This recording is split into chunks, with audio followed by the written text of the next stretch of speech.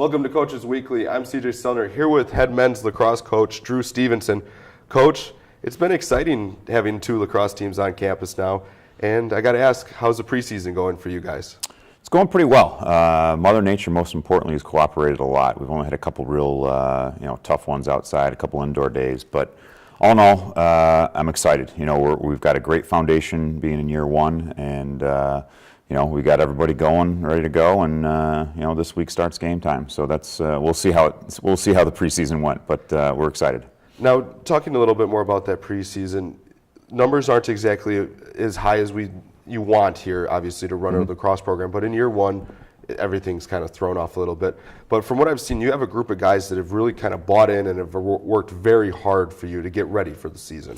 I agree. Yeah, it's like you said, being year one, we definitely wish we had a few more bodies and whatnot. But it's a process. The season as a whole is a process. The building of a program is a process over many years. So we've got a great nucleus, and obviously the bench isn't as deep as we wish it was. But going forward, we're excited about our incoming class for 2016. But most importantly, right now, everybody is buying in. It's changing ideas, it's changing personalities, and not necessarily actually changing personalities, but more so changing attitudes towards the whole team collective. Buying into schemes and offenses and defenses, and putting some kids in positions that they're maybe not accustomed to playing at the high school level, that now they're in the college level. We need them to maybe play a little bit of a different role, and but they're adapting. They're adapting well, adapting quickly, and when the light bulb goes on, it's still great to see, even if it's at the college level. They're still learning, and so are we. Well, before we get into the players, we'll first talk about your coaching staff that you have along with you this year. Cody is your graduate assistant here, and also you have Ian Pearson, that one of your assistants as well. So talk about them and how they're helping your program. Well, we wouldn't be able to go without him. I'll tell you that much. Ian's a great guy. He's come on board. He's kind of my offensive help. He's an East Coast native like myself. He played in New Jersey growing up, and played collegiately at McGill in Canada. A very, very good program up there, and so he gets it, just the basics, and he's a fundamental guy like me in terms of X's and O's, and if you can't pass and catch consistently, and just being disciplined within the confines of what's expected of each player.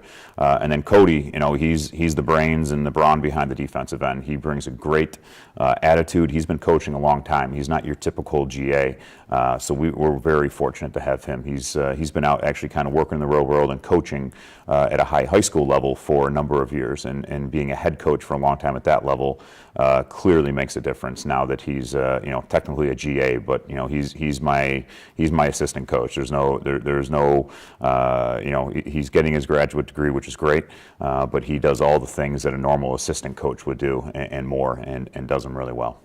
Well, now we look towards your group of players that are playing for you this year. First, talk about your three captains, the inaugural captains for the men's lacrosse program at CUC.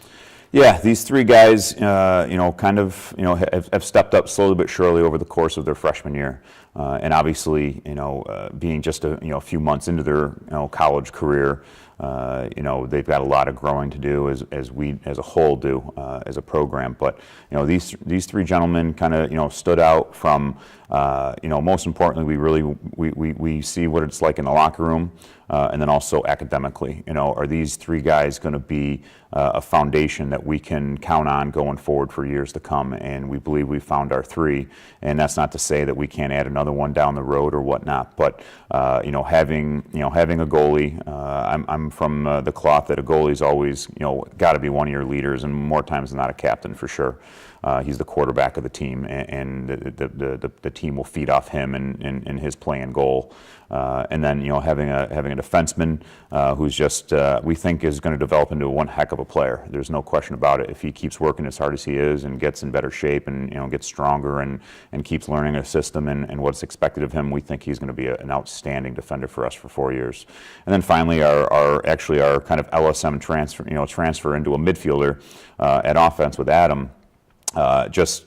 he took it with stride. When we came to him saying, "Hey, we think we need you a little bit more offensively," that stuck out in our mind in terms of us making a decision and kind of bringing him in as a captain, because he was smile from ear to ear, going, "Hey, I can play maybe both positions a little bit, but mainly focus on the short stick at midfield and really help this team," and that kind of stuck out. But again, all three of them did a variety of things and did them well, and we believe that like I said, as the team as a whole is a great foundation, but having these three young men kind of take the reins is a very good thing for our future.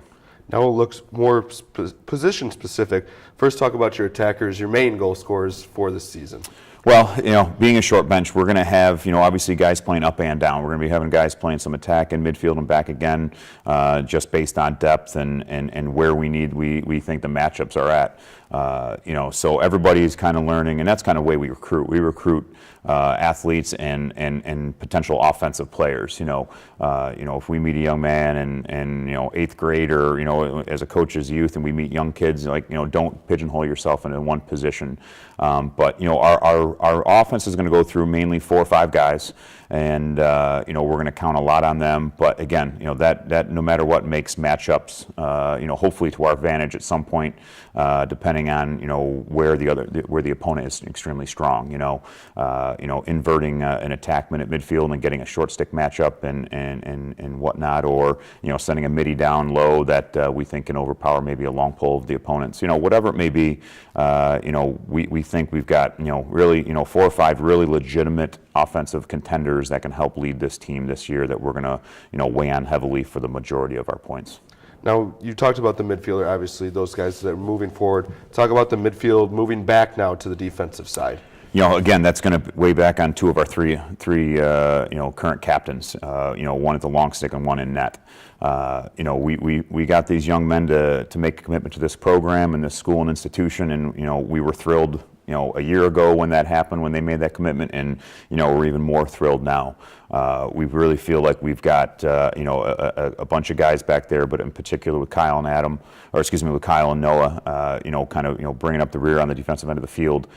2 guys that will be the leaders on the field, both from a skill perspective and whatnot, but from a communications perspective, that's an angle that's critically important, and these guys are developing and building on what they've already had when they came here, and we're just trying to improve on their habits and communication and play, obviously, and those 2 guys are going to do really well, but obviously Tim and one of our walk-ons, JR, is going to be a foundation for us to really kind of play a physical game, but most importantly, a smart defensive game. Now, with lacrosse being so new here at CUC, obviously nobody's seen your coaching style. What kind of style of lacrosse do you like to play that we can expect to see when the Cougars finally get back here to River Forest? Yeah, again, we're going to temper it a little bit in year one just because of the depth of our bench, but as we grow and develop this program, I come from, wide open, let the players make plays.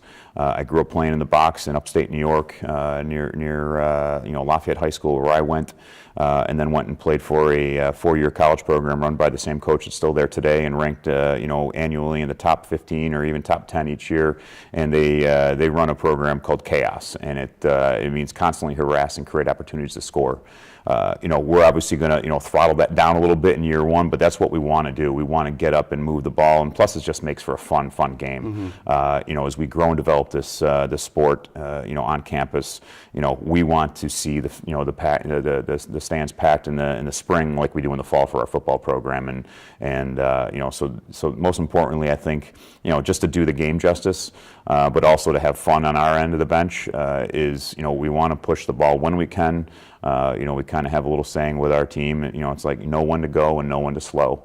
But we do like to push it. We try to get ahead of the ball and make plays on offense, and more importantly, getting back and get ahead of the ball on defense and stop something from happening. So, you'll see our team continue to evolve and get faster as season 2 and season 3 and so on comes along. Now we got the season opener coming up at Kalamazoo. Obviously, weather might change the start date, which is scheduled for tomorrow, but expectations of a first-year program can always kind of be tough. Obviously, winning is what we're here to do, mm-hmm. but also you're here to kind of develop players in year one and really just get them to continuously buy into what you're doing and playing hard? Right. The biggest thing is, we want to get off on a good start. And again, wins and losses and wins are obviously important, and we want that, and it makes everybody feel better. But we really want to play as well as we can play, and that's truly my sole focus right now, particularly in the early season, and even at the in April when we get to the end of year one, regular season, we're still going to be focusing on that. Obviously, we're going to be checking film out and watching other opponents and game planning, but truly the focus now and frankly, for as long as I'm here, will be on first us and getting our players in shape.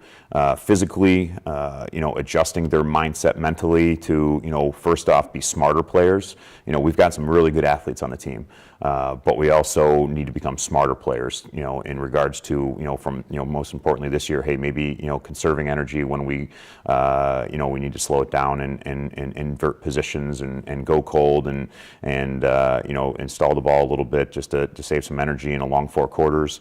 But then again, push it, like I said, too. So, it's all going to be, day to day. But again, the focus is internally on our guys to make sure we can control what we can control.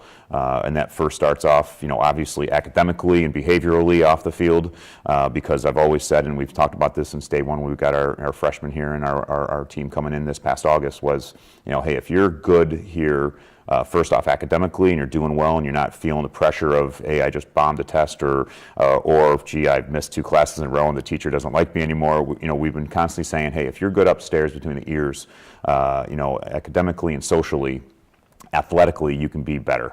We can make sure we're well rested, we're eating well, we're drinking, plenty of fluids and staying healthy. And if all those things come along, I have no doubt that our players will perform at a very high level. Well, we look forward to seeing your team coming out in the field here soon, Coach. Cougars are expected to be in Kalamazoo. Weather might change that tomorrow. We'll keep you updated at CUCougars.com. For Coach Drew Stevenson, I'm CJ Sellner. Thank you for watching the first ever Men's Lacrosse Coaches Weekly.